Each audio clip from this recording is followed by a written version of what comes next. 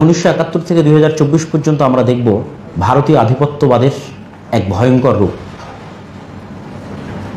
যেই বাঙালি জাতীয়তাবাদের নামে, যেটিকে মুসলিম জাতীয়তাবাদের বিপরীতে দাঁড় করিয়ে মুসলমানদেরকে এই দেশের মূল স্রোতে কোণঠাসা করে রাখা হয়েছিল, সেই জাতীয়তাবাদকে সামনে রেখে আমাদের এই বাংলাদেশে কি পরিমাণ আধিপত্যবাদের জুলম এবং অত্যাচার আমরা সহ্য করেছি তার জ্বলন্ত উদাহরণ হচ্ছে ফারাক্কাবাদ।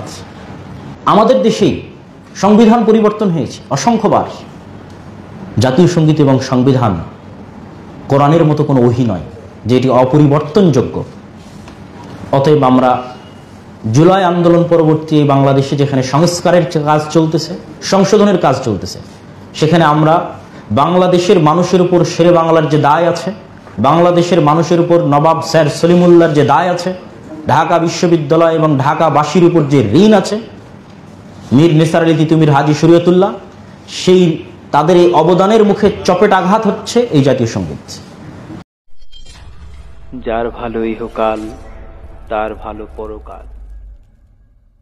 মণ্ডলী উপস্থিতি, সাংবাদিক ভাই এবং আয়োজক বৃন্দ যারা আজকের এই মহতী অনুষ্ঠানের আয়োজন করেছেন,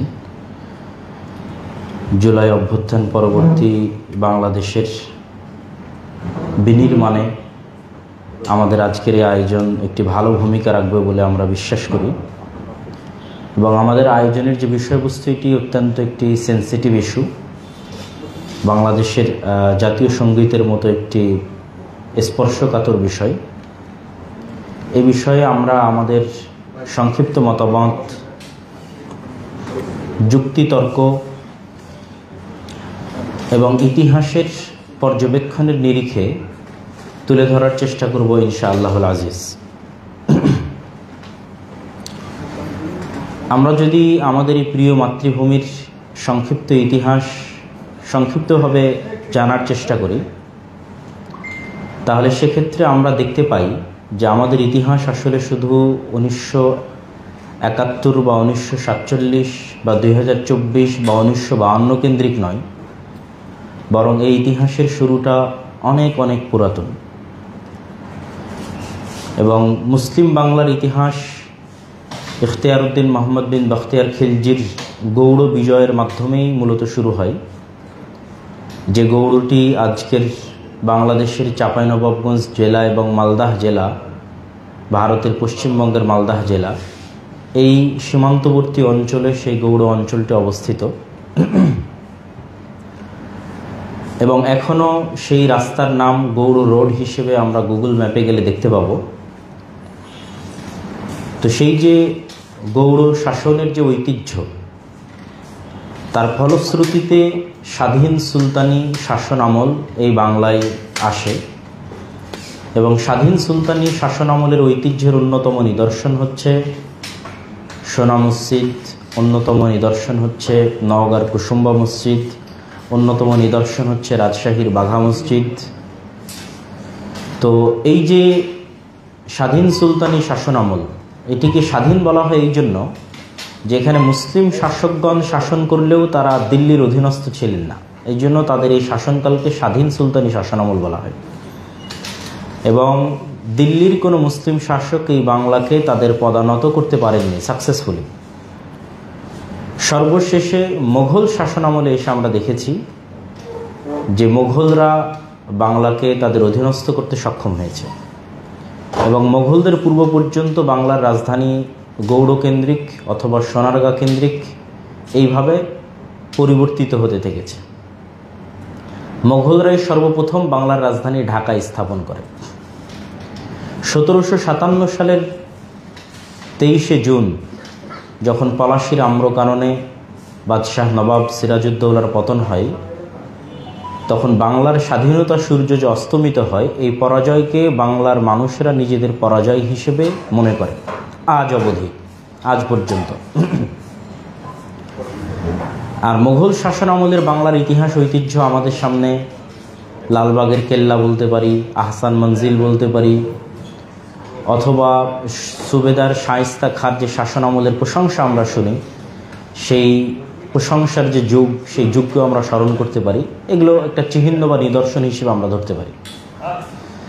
তো সর্বশেষ 1757 সালের পলাশীর আম্রকারণে নবাব সিরাজউদ্দৌলার পতনের পর এই বাংলায় একটা নতুন যুগের সূচনা হয় এবং এই যুগে ব্রিটিশ বিরোধী এবং হিন্দু জমিদার বিরোধী দুই ধরনের আন্দোলন পরিচালিত হয়। ব্রিটিশ বিরোধী আন্দোলনে শাহ ইসমাইল শহীদ, সৈয়দ আহমদ রেলভি তাদের মতো লোকদের বিশেষ অবদান আছে, যারা 1831 সালে বালাকোটে শাহাদত বরণ করেছিলেন। ঠিক তেমনি 1857 সালের সিপাহী বিদ্রোহের ব্যাপক অবদান আছে। এবং আমরা যদি জমিদার বিরোধী বিদ্রোহ এবং বিপ্লবের কথা বলি, তাহলে সেক্ষেত্রে সর্বপ্রথম আসবে ব্রিটিশ শাসকরা যে চিরস্থায়ী বন্দোবস্ত আইন করেছিল, এই চিরস্থায়ী বন্দোবস্তের সবচেয়ে দুঃখ কষ্ট ভোগ করেছিল এই পূর্ব বাংলার মুসলমানেরা, এই বাংলার মুসলিমরা। কেননা বেশিরভাগ জমিদারি ছিল হিন্দুদের কাছে। তো সেই জমিদার বিরোধী আন্দোলনে নেতৃত্ব দিয়েছিলেন মীর নেসার আলী তিতুমির, হাজী শরীয়তুল্লাহ থেকে শুরু করে অসংখ্য এই বাংলার সূর্য সন্তানেরা। তো এই ইতিহাসগুলোও কিন্তু আমাদের এই বাংলা আজকে যেই জায়গায় দাঁড়িয়ে আছে বাংলাদেশ, সেই ইতিহাসের সাথে এই ইতিহাসগুলো কানেক্টেড। এবং তখনকার যে রাজনৈতিক বয়ান এবং রাজনৈতিক আদর্শগুলো আছে, সেগুলো শতভাগ এই বাংলার সাথে সম্পৃক্ত এবং কানেক্টেড রাজনৈতিক আদর্শ এবং রাজনৈতিক বয়ান। তারপরে আমাদের আজকের আলোচ্য বিষয়ের সাথে কানেক্টেড 1905 এবং 1911 বঙ্গভঙ্গ এবং বঙ্গভঙ্গ রদ, এই যে দুটি ঘটনা ইতিহাসে ঘটেছে, এই দুটি ঘটনার মূল বিষয়বস্তু ছিল ঢাকা কেন্দ্রিক আলাদা বাংলা। পটভূমি এবং প্রেক্ষাপটটি হচ্ছে এইরকম যে যেখানে মোগল শাসনামলে এই ঢাকা ছিল রাজধানী, সেখানে ব্রিটিশ শাসনামলে রাজধানী হলো কলকাতা। ঢাকা তো আর রাজধানী থাকলো না। সুতরাং ব্রিটিশ শাসনামলে 1757 থেকে নিয়ে এই বাংলা অবহেলিত হয়ে গেল। এই বাংলার সুজলা সুফলা, নদী নালা, খাল বিল, উৎপাদন, সকল অর্থ, সকল কিছু পরিশ্রম করতো বাংলার মানুষ, কিন্তু সেটা গিয়ে ঘরে উঠত কলকাতার দাদাবাবুদের এবং জমিদারদের। তাদের আরাম এবং আয়েশের সামান জোগাতো এই বাংলার মজলুম কৃষক, চাষা ভূষারা। তো এই যে এই বাংলা হঠাৎ করে মুঘল শাসনামল থেকে ব্রিটিশ শাসনামলে অবহেলিত হয়ে গেল, এই বাংলাকে অবহেলা থেকে রক্ষার জন্য ব্রিটিশরা প্ল্যান করলো যে বাংলাকে দুই ভাগে ভাগ করে দেওয়া হোক। মুসলমানদের নিয়ে একটা আলাদা বাংলা করা হোক, আর মুসলমান যেখানে সংখ্যাগরিষ্ঠ নয় তাদের নিয়ে একটা আলাদা বাংলা হোক, কলকাতা কেন্দ্রিক। তো সেই যে বাংলা মুসলমানদেরকে কেন্দ্র করে গড়ে উঠত, ওই বাংলার রাজধানী হতো ঢাকা এবং ঢাকা কেন্দ্রিক বাংলা, আজকে যে ঢাকায় আমরা আছি। কিন্তু এই বঙ্গভঙ্গ যেহেতু জমিদারদের স্বার্থে আঘাত হানত, হিন্দু জমিদারদের, ফলত তারা এটির বিরুদ্ধে তাদের যে বড় একটা অবস্থান, সেই অবস্থান তারা তুলে ধরলেন।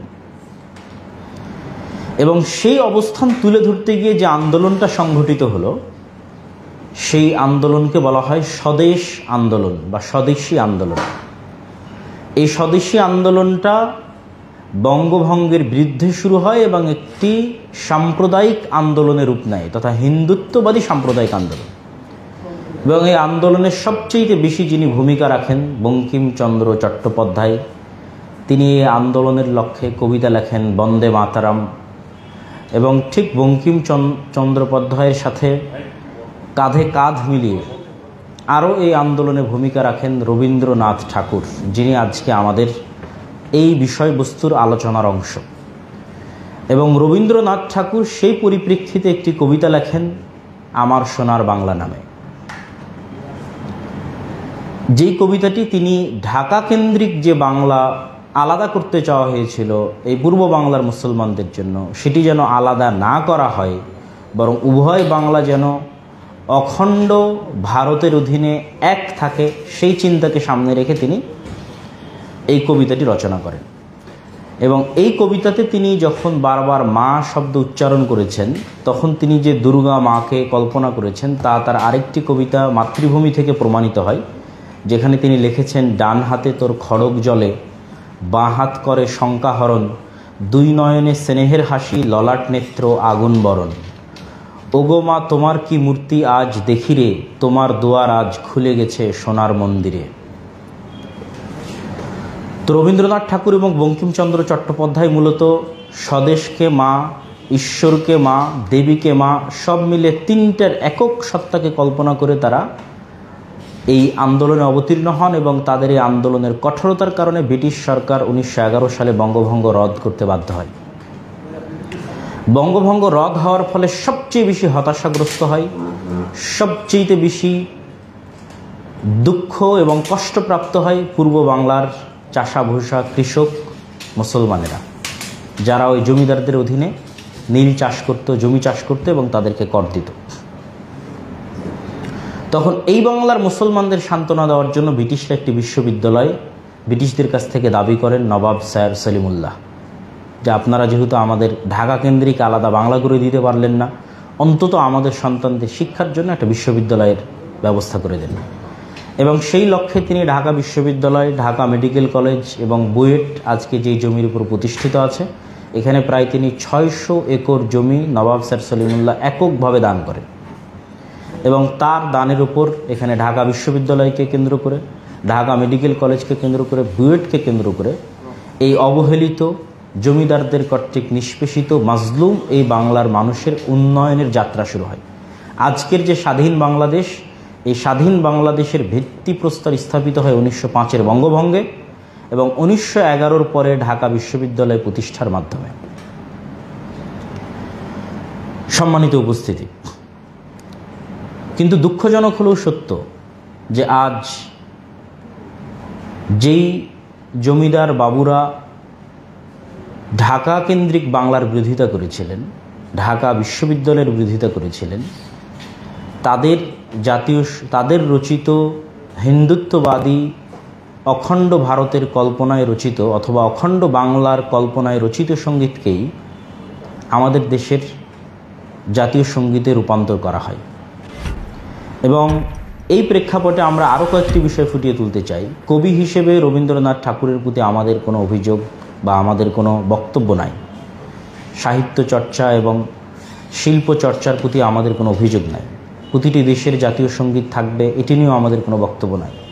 জাতীয় সঙ্গীতের প্রতি সম্মান এবং শ্রদ্ধার বিষয় নিয়েও আমাদের কোনো বক্তব্য নাই। কিন্তু আমাদের প্রশ্নটা হচ্ছে সম্পূর্ণরূপে রাজনৈতিক আদর্শের জায়গা থেকে। স্বাধীন বাংলাদেশ যেই তত্ত্বের উপর প্রতিষ্ঠিত হয়েছে সেটির জায়গা থেকে।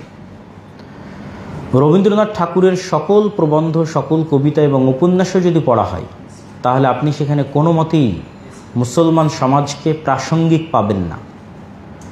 এমনকি তার উপন্যাসে জারদ সন্তানকে কেন্দ্র করেও তিনি একটি উপন্যাস লিখেছেন সমাজের অবহেলিত একটি অংশকে তুলে নিয়ে আসার জন্য, কিন্তু তারপরও তার উপন্যাসে আপনি মুসলমানদের কোনো প্রসঙ্গ পাবেন না।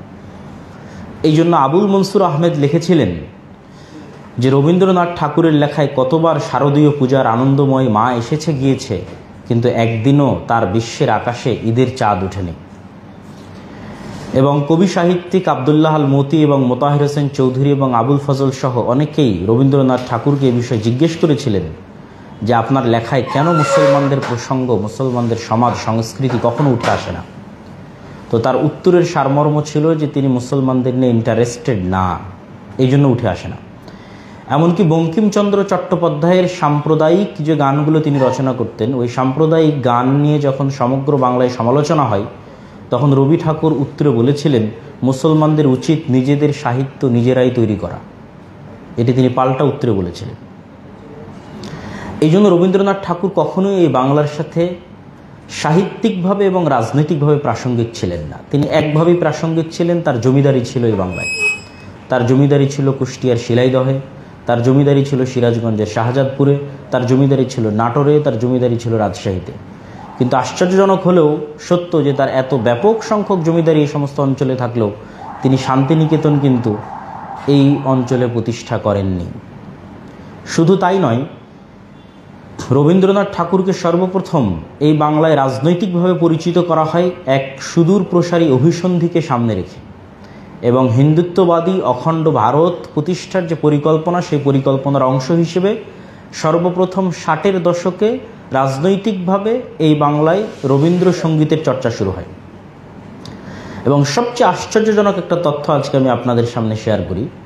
দৈনিক আজাদ 30শে জুন 1967 সালের সংবাদ পড়ে দেখবেন যে তৎকালীন বাংলার আবুল মনসুর আহমেদ সৈয়দ আলী আহসান, ফররুখ আহমেদ, তাদের মতো প্রথিতযশা কবি সাহিত্যিকরা এই বাংলার স্বাধীনতা এবং স্থিতিশীলতার জন্য রাজনৈতিক দৃষ্টিভঙ্গি থেকে রবীন্দ্রসঙ্গীতকে নিষিদ্ধ চেয়েছিলেন। দৈনিক আজাদ, 30শে জুন 1967। কারা নিষিদ্ধ চেয়েছিলেন? আবুল মনসুর আহমেদ, যিনি আমার দেখা রাজনীতির 50 বছর বইয়ের লেখক এবং যাদের সন্তান এবং পরবর্তী উত্তরসূরিরাই এখন প্রথম আলো এবং ডেইলি স্টার পরিচালনা করতেছে। সৈয়দ আলী হাসান, ফররুখ আহমদ, তাদের মতো বিখ্যাত কবি এবং সাহিত্যিকরা কেন চেয়েছিলেন? কেননা তখন রবীন্দ্রনাথ ঠাকুরের এই রবীন্দ্রসঙ্গীত চর্চাকে পলিটিক্যালি বাঙালি জাতীয়তাবাদকে মুসলিম জাতীয়তাবাদের বিরুদ্ধে দাঁড় করানোর চেষ্টা হচ্ছিল এবং বাঙালি জাতীয়তাবাদকে মুসলিম জাতীয়তাবাদের বিরুদ্ধে দাঁড় করানোর এই চেষ্টাটা যে থেমে আছে তা নয়, বরং আপনারা শাহবাগ কেন্দ্রিক যে আন্দোলন, সে আন্দোলন যদি দেখেন যে কিভাবে বাঙালি জাতীয়তাবাদকে মুসলিম জাতীয়তাবাদের বিরুদ্ধে দাঁড় করানোর জন্য, দাড়ি টুপিকে ছোট করে দেখানোর জন্য, মুসলমানদের যে কোনো কৃষ্টি কালচার, যে কোনো অনুষ্ঠানকে মুসলমানদেরকে মূল ধারায়, দেশের মূল স্রোতধারায় কোণঠাসা করে রাখার জন্য সবচেয়ে বড় অস্ত্র ছিল বাঙালি জাতীয়তাবাদ। কিন্তু বাঙালি জাতীয়তাবাদ যে আসলে প্রকৃত অর্থে ভারতীয়, অখণ্ড ভারতের ভারতীয় জাতীয়তাবাদের, হিন্দুত্ববাদী জাতীয়তাবাদের সম্প্রসারিত রূপ, সেটির দু একটি লজিক আমি তুলে ধরি। 1 নম্বর লজিক হচ্ছে, স্বয়ং রবীন্দ্রনাথ ঠাকুর ভারতের জন্য বাংলাকে রাষ্ট্রভাষা হিসেবে চাননি। তিনি ভারতের জন্য হিন্দিকে রাষ্ট্রভাষা হিসেবে চেয়েছেন। তিনি বলেছেন, Hindi is the only possible national language for India. এবং তিনি বাংলার বাঙালিদের জন্য আলাদা কোনো রাষ্ট্রও চাননি, যে কলকাতার বাঙালিদের নিয়ে বা এই অঞ্চলের বাঙালিদের নিয়ে আলাদা রাষ্ট্র হবে, সেটিও চাননি। তিনি কি চেয়েছেন? অখণ্ড ভারত। এবং অখণ্ড হিন্দুদের ভারতের জন্য তিনি একটি কবিতা লিখেছেন শিবাজি উৎসব নামে। যে শিবাজি উৎসব কবিতায় মূলত মারাঠা, যিনি নন বাঙালি, মারাঠির সাথে আজি হে বাঙালি একসঙ্গে চলো মহোৎসবে সাজি। তো শিবাজি উৎসবের নামে তিনি মূলত একটি ধর্মরাজ্য, ভারত জুড়ে হিন্দুত্ববাদী এক ধর্মরাজ্য প্রতিষ্ঠার প্রতি আহ্বান দিয়েছিলেন। তাহলে যেই বাঙালি জাতীয়তাবাদকে ঢাকার বাংলাদেশে মুসলিম জাতীয়তাবাদের বিরুদ্ধে দাঁড় করানো হচ্ছে, সেই বাঙালি জাতীয়তাবাদী কলকাতায় চরমভাবে অবহেলিত এবং স্বয়ং সেই বাঙালি জাতীয়তাবাদের কোনো রাজনৈতিক কার্যক্রম ভারতকেন্দ্রিক রবীন্দ্রনাথ ঠাকুর পরিচালনা করেননি। সুতরাং অবশ্যই বাঙালি জাতীয়তাবাদকে ঢাকায় মুসলিম জাতীয়তাবাদের বিরুদ্ধে দাঁড় করানোর পিছনে সুদূর প্রসারী লক্ষ্য এবং উদ্দেশ্য ছিল ভারতীয় জাতীয়তাবাদের সম্প্রসারিত রূপ, যা আমরা দেখেছি। সম্মানিত উপস্থিতি, রবীন্দ্রনাথ ঠাকুরের জমিদারিতে মুসলিম প্রজারা যে মাজলুম হতেন, অত্যাচারিত হতেন, নির্যাতিত হতেন, তার অসংখ্য দলিল এবং প্রমাণ আছে। কবি সমর সেন তার সম্পাদিত ইংরেজি পাক্ষিক পত্রিকা ফ্রন্টিয়ারে ঠাকুর জমিদারিতে প্রজা নির্যাতনের অসংখ্য প্রতিবেদন তুলে ধরেছেন এবং তৎকালীন যুগে তুলনামূলক অন্য জমিদারির চাইতে প্রজার প্রতি বেশি কর হার নির্ধারণ করতেন ঠাকুর বাড়ির জমিদাররা। কুষ্টিয়ার কাঙ্গাল হরিনাথ, তিনি তার গ্রাম বার্তা পত্রিকায় কুষ্টিয়া কেন্দ্রিক যে ঠাকুর বাড়ি ছিল ঠাকুর জমিদারদের, সেখানে কি পরিমাণ জুলম এবং নির্যাতন হতো সেটি তুলে ধরেছেন। শুধু তাই নয়, আমাদের পল্লী কবি জসীমউদ্দিন একবার রবীন্দ্রনাথ ঠাকুরের শান্তিনিকেতনে বেড়াতে গেছিলেন। তো পল্লী কবি জসীমউদ্দিন একটি বই লিখেছেন ঠাকুর বাড়ির আঙ্গিনায়।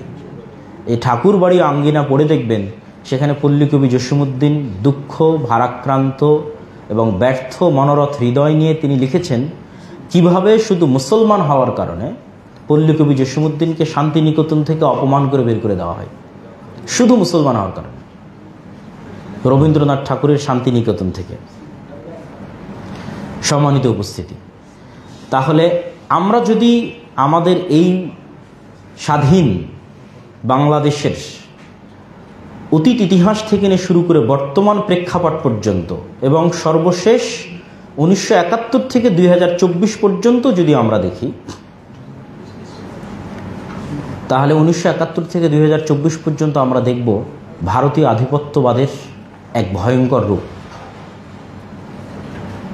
যেই বাঙালি জাতীয়তাবাদের নামে, যেটিকে মুসলিম জাতীয়তাবাদের বিপরীতে দাঁড় করিয়ে মুসলমানদেরকে এই দেশের মূল স্রোতে কোণঠাসা করে রাখা হয়েছিল, সেই জাতীয়তাবাদকে সামনে রেখে আমাদের এই বাংলাদেশে কি পরিমাণ আধিপত্যবাদের জুলম এবং অত্যাচার আমরা সহ্য করেছি তার জ্বলন্ত উদাহরণ হচ্ছে ফারাক্কাবাদ।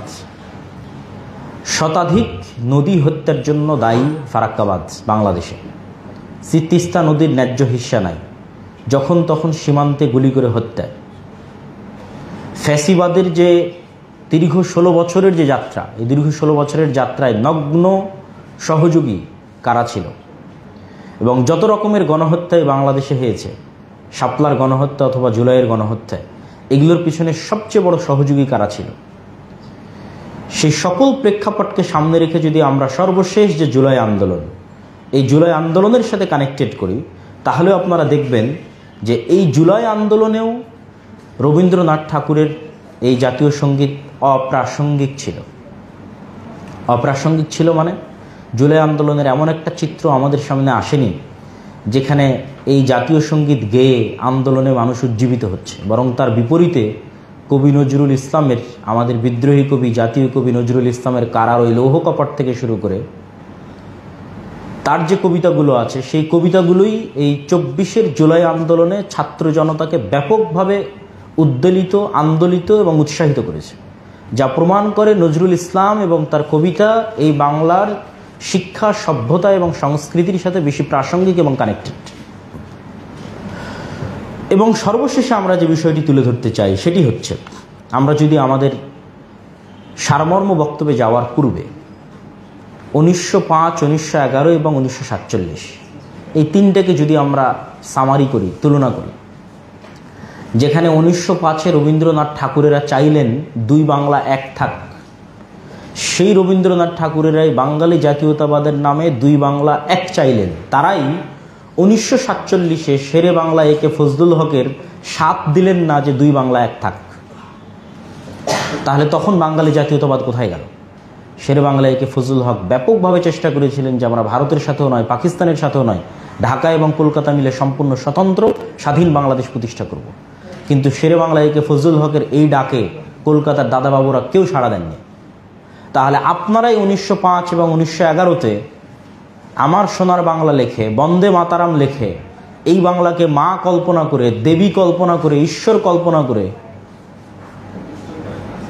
দুর্গা দেবী কল্পনা করে তার চরণে পা ঠেকানোর মতো আবেগময় কবিতা লেখে মুসলমানদের জন্য ঢাকা বিশ্ববিদ্যালয় হতে দিতে চাইলেন না, মুসলমানদের জন্য ঢাকা কেন্দ্রিক আলাদা একটা রাজ্য এবং দেশ হতে দিতে চাইলেন না। সেই আপনারাই 1947 সালে অখণ্ড বাংলা প্রতিষ্ঠিত হোক তাতে সাথ দিলেন না। তাহলে কি বোঝা গেল?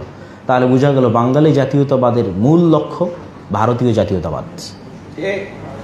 আপনারা তো ঠিকই অখণ্ড ভারতের অন্তর্ভুক্ত হয়ে হিন্দিকে রাষ্ট্রভাষা ঘোষণা করে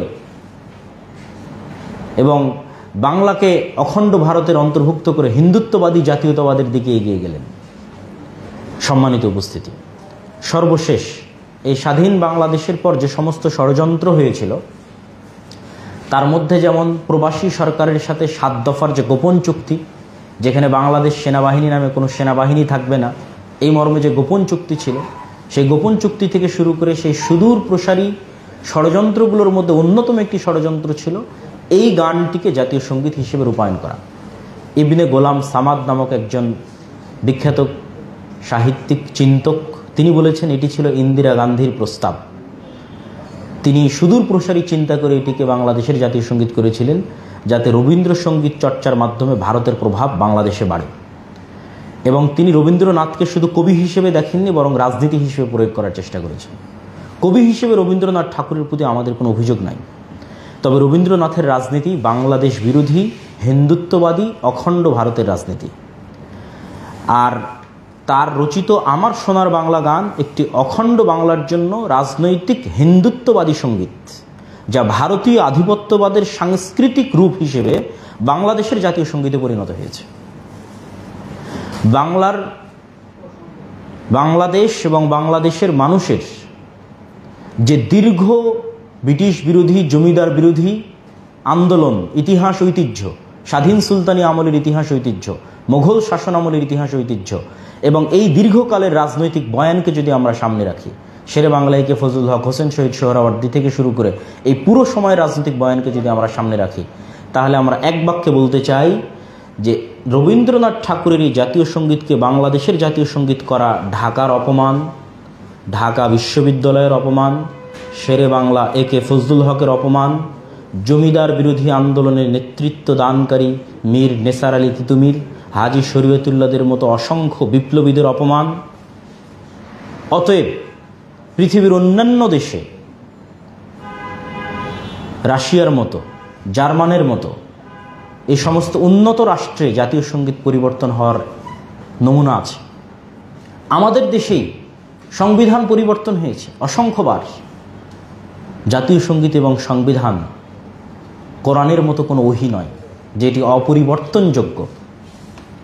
অতএব আমরা জুলাই আন্দোলন পরবর্তী বাংলাদেশে যেখানে সংস্কারের কাজ চলতেছে, সংশোধনের কাজ চলতেছে, সেখানে আমরা বাংলাদেশের মানুষের উপর শেরে বাংলার যে দায় আছে, বাংলাদেশের মানুষের উপর নবাব স্যার সলিমুল্লাহর যে দায় আছে, ঢাকা বিশ্ববিদ্যালয় এবং ঢাকাবাসীর উপর যে ঋণ আছে, মীর নেসার আলী তিতুমির, হাজী শরীয়তুল্লাহ, সেই তাদের এই অবদানের মুখে চপেট আঘাত হচ্ছে এই জাতীয় সঙ্গীত।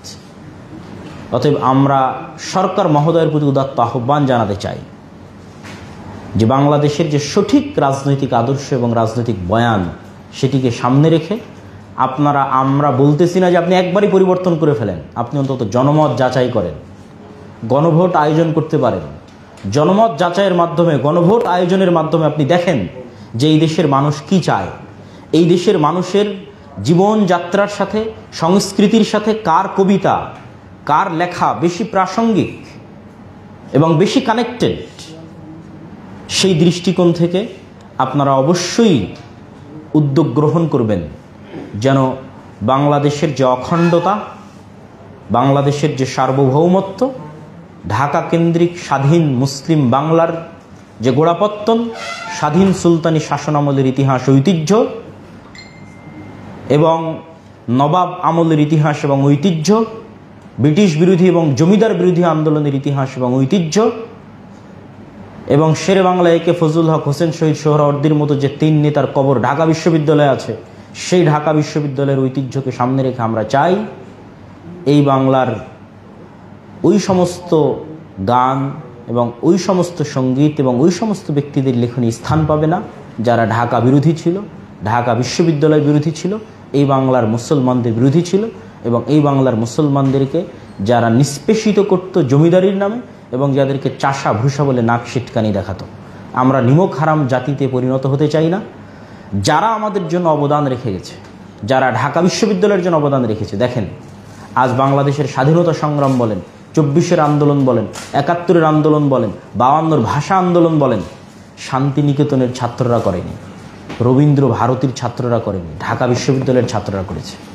তাহলে এই ঢাকা বিশ্ববিদ্যালয়ের পিছনে যাদের অবদান আছে, তাদের সেই অবদান বিরোধী যে কার্যক্রম, ঢাকা বিশ্ববিদ্যালয় বিরোধী যে চিন্তা চেতনা, সেটি কিভাবে আমাদের দেশে স্থান পায়, এই প্রশ্ন জাতির কাছে রেখে আমরা আজকে আমাদের এই সংক্ষিপ্ত বক্তব্য এবং সংক্ষিপ্ত আলোচনা এখানেই শেষ করছি।